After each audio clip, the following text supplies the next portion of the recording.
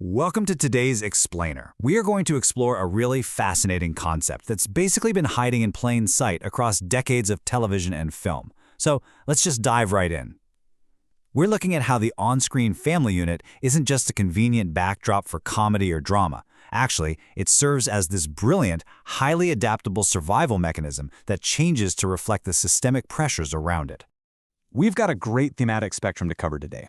We'll start with functioning systems in young Sheldon, move into failing systems with Good Times, then look at punitive systems in Claudine, escalate to predatory systems in They Cloned Tyrone, and finally wrap up with what this all means for resilience and human dignity. All right, Part 1, Functioning Systems. Let's set our baseline with young Sheldon. This is your standard, generally accepted family unit operating within a supportive working environment. The contrast between these two worlds is kind of mind-blowing. On one side, you have the warm, small-town safety of 1980s Texas and young Sheldon. The schools, the neighborhoods, the economy, they're all generally working exactly as intended, right? But on the flip side, you have the harsh urban realities of a show like Good Times. In Medford, Texas, the pressure on the family is incredibly light, which basically means they have the luxury to focus on individual quirks instead of, collective survival.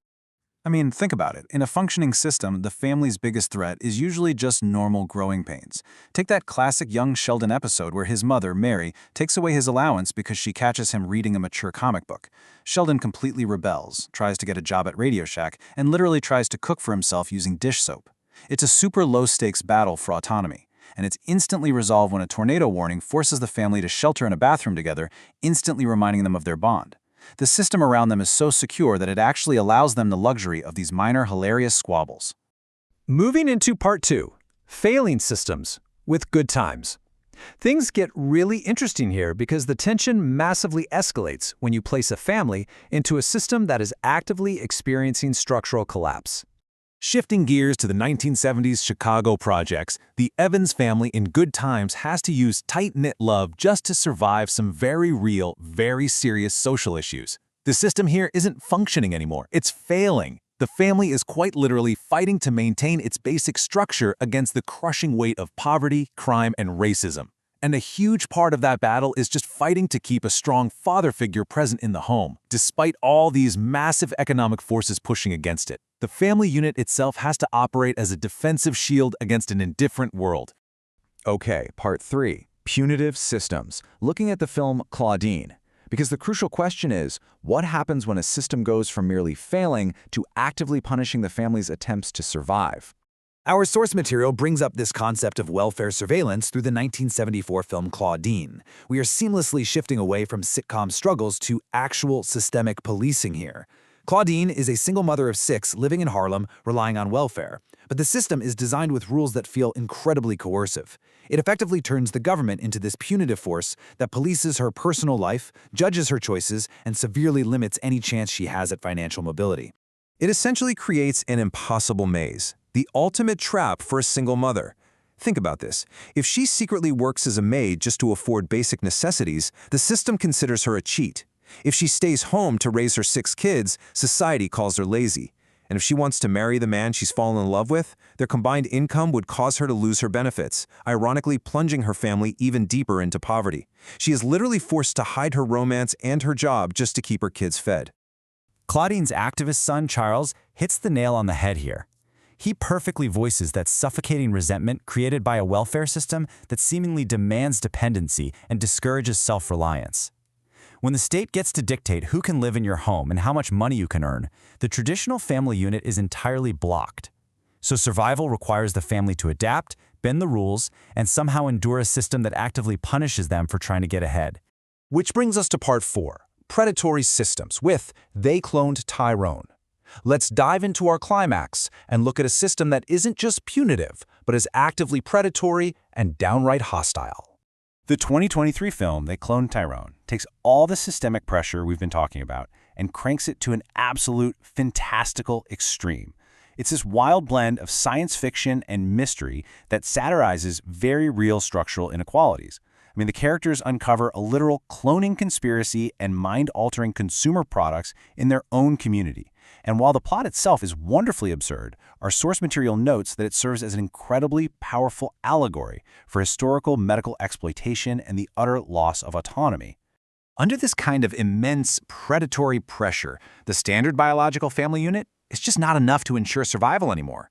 When your entire environment is weaponized against you, survival means you have to evolve. So, the very concept of family expands outward. It transforms into a unified, neighborhood-wide resistance to fight back. It becomes a completely collective, communal struggle for truth and autonomy. And finally, Part 5, Resilience and Human Dignity. Across all these completely different environments, from functioning small towns to predatory sci-fi landscapes, a really compelling unifying theme emerges from our sources. It brings up a massive, overarching question that forces us to look at a persistent, generations-long reality. We really have to look past the fictional plots on our screens and recognize the very real societal boundaries that continue to contain and limit communities today, regardless of their legal freedoms. So how does They Clone Tyrone actually answer this dilemma? Well, it shows that when individuals finally begin questioning the systems that are shaping their reality, they unlock these hidden community strengths. The film makes the argument that waking up to structural exploitation is the very first step in redefining your community as a massive, extended family, one that is fully capable of pushing back. And there is a really critical distinction to make here. So often, outsiders look at these on-screen communities and they only see brokenness, right? They see poverty and crime, but these films absolutely do not portray helpless victims. Insiders look around and see resourceful people building community despite tremendous odds.